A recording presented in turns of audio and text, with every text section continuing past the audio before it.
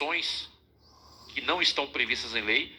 O POP não trata disso. Ele, de uma forma resumida, ele aborda aspectos legais para orientar o trabalho do policial e, em última análise, até pegando alguns tópicos dele, esse procedimento operacional padrão para abordagem a CAC dá uma segurança para o policial adotar o procedimento adequado durante o atendimento de uma ocorrência que esteja relacionada a um CAC e não incorrer em abuso de autoridade, a despeito da legislação no artigo 1º da Lei de Abuso de Autoridade, lá no parágrafo 2º, prevê que divergência de interpretação não se configura abuso de autoridade, e muita gente fica querendo empurrar isso goela abaixo de um policial numa abordagem. Aí eu vou fazer referência ao deputado Guardajani, que muito bem falou sobre essa questão da abordagem.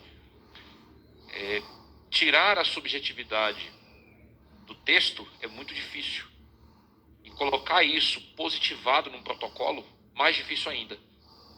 Porém, a recepção, a resposta que nós estamos recebendo referente ao POP tem não apenas nos ajudado a orientar o policial a fazer o certo, como também trazer o policial para perto do atirador, do caçador, do colecionador, trazer o CAC para próximo da instituição, porque a Polícia Militar não trabalha sozinha, e, no fim das contas, dar à legislação a sua correta aplicação. Essa destaque.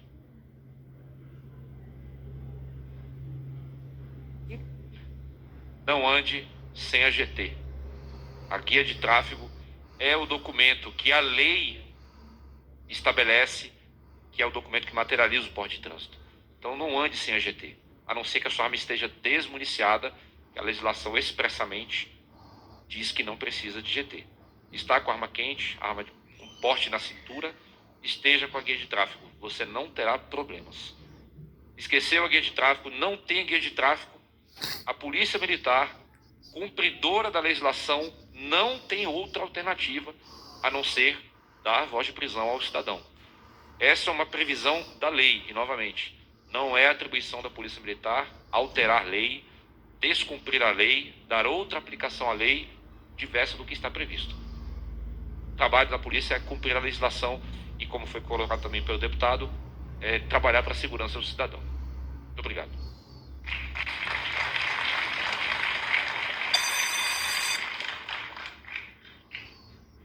Capitão, eu gostaria de parabenizar a Polícia Militar, não apenas pela iniciativa de ter elaborado esse POP. Quando a gente começou as conversas, o POP ainda não havia sido elaborado.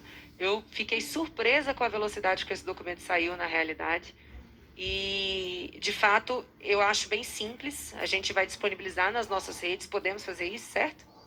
Podemos disponibilizar. E só queria fazer um comentário, e aqui eu sou representante do povo, né? E há uma história de que há uma competição dentro da Polícia Militar para apreensão de armas. Como é que está sendo tratado isso, capitão? Essa ideia de desmistificar o que é o CAC, do que é a pessoa que está ali com a arma. Como é que a gente pode pensar na aproximação desses dois universos, que a gente sabe que não são inimigos, mas que precisam se compreender? Essa ideia de competição, ela acontece? Ela é trabalhada dentro da polícia? Como é que é? Bom, vamos lá. É interessante quando eu olho para um colega de turma, seja do meu curso de formação de soldado em 2003 ou do curso de formação de oficiais de 2012 a 14, quando ele apreende 4, 5, 10 armas numa ocorrência. E é muito bacana quando essas armas são ilegais, porque são armas ilegais tiradas de circulação. E quando se fala de armas ilegais, se fala de bandido, não se fala de CAC. Até porque, para você ter um certificado de registro junto ao Exército Brasileiro, entre um dos documentos necessários está o atestado de antecedentes criminais emitido pela Justiça Estadual e pela Justiça Federal. Se você estiver respondendo um A, o Exército não concede o CR, assim como a Polícia Federal não concede, inclusive, o registro para posse de arma. Não consegue. Muito mais, e especificamente no caso da Polícia Federal, o doutor pode falar melhor que eu, doutor Vitor, Havendo não apenas documentação específica, há inclusive a pesquisa própria da Polícia Federal dentro dos registros da Polícia Federal. Se tiver qualquer coisinha, uma vírgula, não concede. É um requisito legal. Então, nós sabemos, a Polícia Militar sabe e entende que o CAC não é um bandido. Até porque se fosse, não seria um CAC. Pensar em competição, deputada, dentro da instituição, com relação à apreensão de arma, eu posso até afirmar que exista, desde que essa arma seja ilegal. A Polícia Militar não está procurando arma legal, até porque a arma legal não é para ser apreendida. A arma legal é para ser usada no estande, é para ser usada no porte, aqueles que possuem, é para ser usado para proteção, é para ser usado para garantir um direito máximo que nossa Constituição prevê, que é a liberdade. Como diz o Dr. Polon, né? Não é por armas, não é por CNH, não é por direito de comprar alguma coisa, é por liberdade, que é uma coisa muito mais ampla. O trabalho policial militar, ele está muito vinculado àquilo que é ilícito.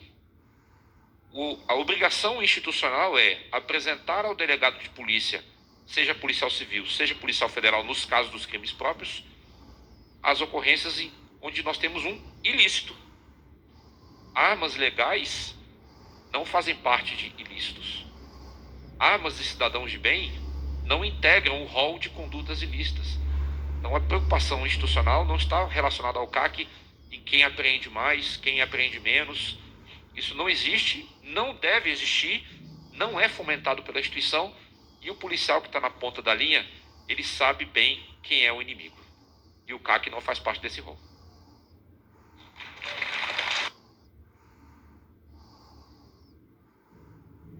Suas palavras são um refrigério para mim. Muito obrigada. É muito importante que o valor da liberdade seja conhecido, que a gente defenda o tempo inteiro, né? Que a gente lembre isso o tempo inteiro. A PM pode sempre contar com o nosso apoio, como sempre contou. Não apenas com a emenda parlamentar, mas a nossa defesa aqui no plenário da Câmara, tá? Conte conosco. Eu passo a palavra para o tenente da Polícia Militar também, o senhor Silvio Patrese de Souza Ribeiro, e a quem também eu pergunto se houve um processo de divulgação desse POP, se houve um curso, como é que a polícia pode garantir que os policiais tenham tido acesso e ciência a esse documento aqui. Boa noite a todos. Boa noite, deputada Júlia Luci, senhor secretário de Segurança Pública de Minas Gerais, doutor Rogério Greco, a pessoa do qual cumprimento todos os presentes. Enorme satisfação estar aqui com o senhor. A respeito da pergunta da senhora, esse POP tem sido difundido nas academias. Eu mesmo sou recém-egresso da Academia de Polícia Militar de Brasília e tive a honra de ser aluno do Capitão Leandro, e muito lutou pela nossa formação e pela difusão do conhecimento a respeito do tema. A respeito da competição, né, se há competição, é gratificante para o policial militar retirar uma arma ilegal da rua. Essa policial é movido por isso, né? Eu tenho a satisfação de ter sob o meu comando o primeiro, o segundo e o quinto, colocado no ranking de apreensão de armas de fogo do Distrito Federal. É gratificante. É motivo de orgulho, deputado. Essas armas, em sua grande maioria, todas elas, foram retiradas das ruas da mão de criminosos, armas ilegais, armas sem registro, armas com numeração suprimida.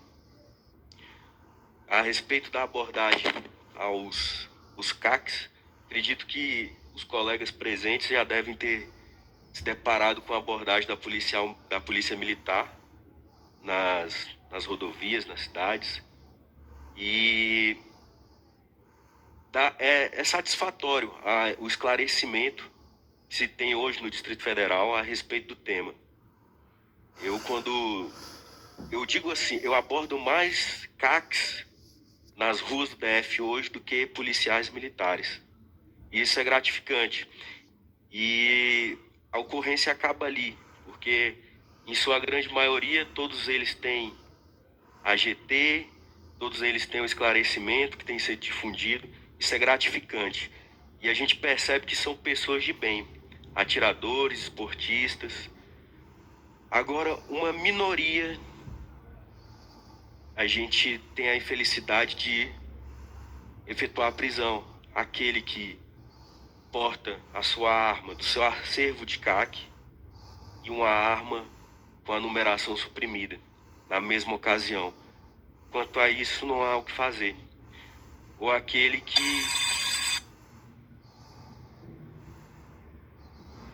infelizmente utiliza o armamento que é para atirar, para fazer segurança privada.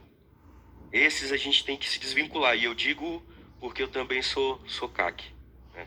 A satisfação de também ser CAC.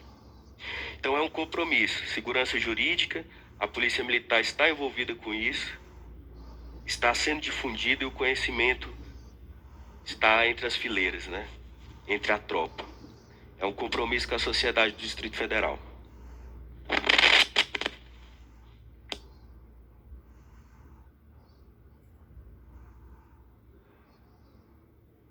Obrigada, tenente. Peço para que permaneçam para as perguntas.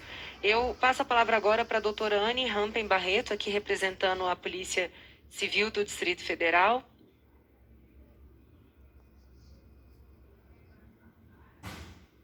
Funcionando? Tá, obrigada.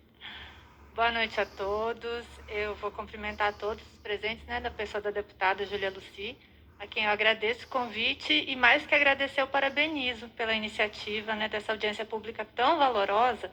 E eu queria só ressaltar que, nas palavras dela, estava escrito no site da CLDF que essa audiência pública era destinada também a aproximar os CACs das forças de segurança. Isso tem um valor imenso, né? Porque dá a tônica positiva dessa audiência pública, principalmente essa tônica de diálogo, de integração, interação, bem diferente desse mundo polarizado que infelizmente a gente está vivendo e que não agrega. Então, assim, essa ideia de agregar, de aproximar, de conversar para construir, ela é excelente e tem que ser parabenizada em todas as esferas, principalmente nessa, né, deputado? Então, agradeço e parabenizo. E aí, assim, na minha fala aqui, eu só queria, vou ser bem breve, óbvio que eu não vou cometer a ousadia de falar da amplitude aqui do direito do porte na frente do professor Rogério Greco, do professor Marcílio, que eu acabei de conhecer aqui, de tantos especialistas no assunto. Acho que nem essa é a ideia. No âmbito legislativo também, se é competência, se é federal, se os estados poderiam atuar ou não.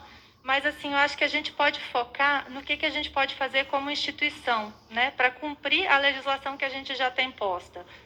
O que cada instituição que está aqui participando desse debate pode fazer.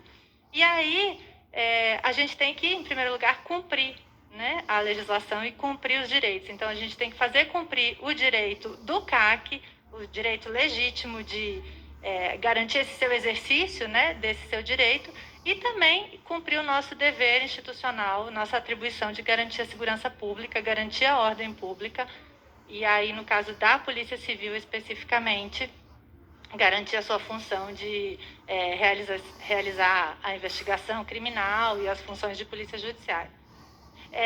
E aí a gente também tem que ter em mente que é claro que a gente está lidando com um produto controlado pelo Exército, porque quando a gente tem uma arma de fogo, a gente está incrementando um risco, né? E isso, assim, em todas as situações, quando a gente percebe até uma análise de uma concessão de uma medida protetiva na Lei Maria da Penha, uma situação completamente diferente. Se a gente tiver esse suposto